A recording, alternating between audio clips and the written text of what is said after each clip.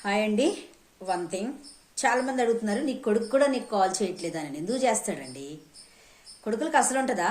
ఎందుకంటే వాళ్ళ నాన్న బాటలోనే నడుస్తున్నాడు కదా. వాడు ఒక పెద్ద పోరంబోకు. వాళ్ళ తల్లిని, నా భర్త వాళ్ళ తల్లిని ప్రేమిస్తున్నాడు, మరి నా కొడుకు నా తల్లిని ప్రేమించాలి కదా. ఆ కాన్సెప్టే మిస్ అవుతున్నాడు వీడు పెద్ద పోరంబోకు. వీడు ఎందుకు బ్రతుకుతున్నాడో అర్థం కావట్లేదు. ఒక పాస్టర్ మళ్ళీ వాడిని ఎలా అంగీకరిస్తున్నారో, వాళ్ళ విశ్వాసులో, పిచాచులో, రాక్షసులో నాకు అర్థం కావట్లేదు. వాళ్ళ ఒక పందులు, విశ్వాసులు కాదు, వాళ్ళు పందులు. గొర్రెలతో పోల్చాడు కానీ దేవుడు వాళ్ళొక పందులు. ఎనీవే, సో నా గురించి ఎక్కడ పడితే అక్కడ గుంటూరులో ఏదో కార్యక్రమాలకి వెళ్ళి నా గురించి చెడ్డ చెప్పే అంత ఏముందండి? అదొక బజార్ దాన్ని తీసుకొచ్చి పెళ్లి చేస్తే నా కుటుంబాన్ని, నా జీవితాన్ని పాడు చేయడానికి కాదు, అది డ్రాప్ చేసింది నా కొడుకుని. ఒక్క కొడుకునే కదా, దీన్ని తోలేస్తే ఆస్తి మొత్తం రాయించుకుందాం. ఆల్రెడీ అలా కూడా చేసేసి ఉంటారు, ఐ డోంట్ నో. అందుకే మరి కేసులకి, కోర్టుకి అటెండ్ అవ్వట్లేదు. మరి ఏమీ కూడా ఒక్క రూపాయి ఇవ్వట్లేదు. 2 సంవత్సరాల పైనే అయిపోయింది నేను వచ్చి. సో ఎంత మూర్ఖులండి, ఎందుకు కాల్ చేస్తారండి?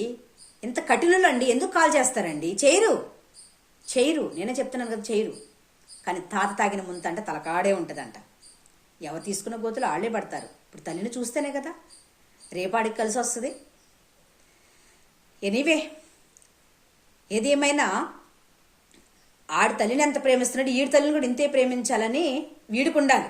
వీడికే బుద్ధి లేదా, కామన్ సెన్స్ లేనప్పుడు నలుగురికి బలగుద్ది వాక్యం ఇంగ్లీష్లో ఎరగదీయడం కాదు, కనీసం ఉండాలి కదా. ఆ భార్య అంటే అసలు ఉండదు దానికి. అదొక పోరంబోకు. రోడ్ల మీద పోతూ ఉంటే తీసుకొచ్చి వీడు నచ్చిందంటే పెళ్లి చేశాం. అదొక క్రిమినల్ మైండ్. కాపురని ముక్కలు చేసింది వాళ్ళ అక్క, వాళ్ళ అమ్మ, నాన్న, వాళ్ళ అమ్మోళ్ళు వాళ్ళే అనేవాళ్ళు.